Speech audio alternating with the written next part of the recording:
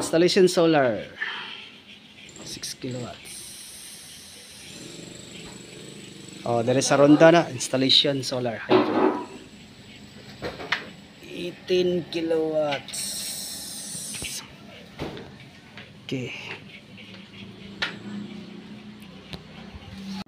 Install solar railings. Nag-install din ng solar. Ha?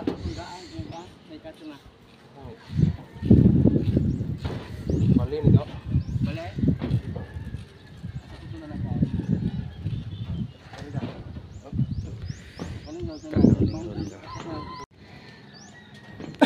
At mag-testing muna kami sa solar panel lang na walang connection sa kuryente. Ito yung outlet, oh. Yan, wala nakasaksak ha.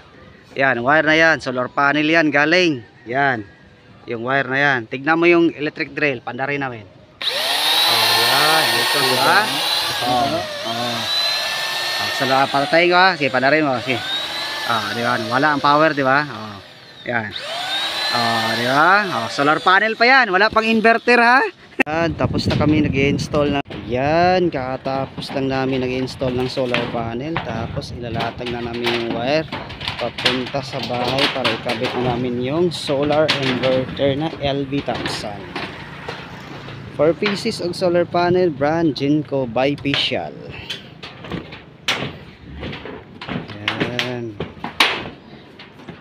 Okay, location po, area natin dito is Ronda, Cebu.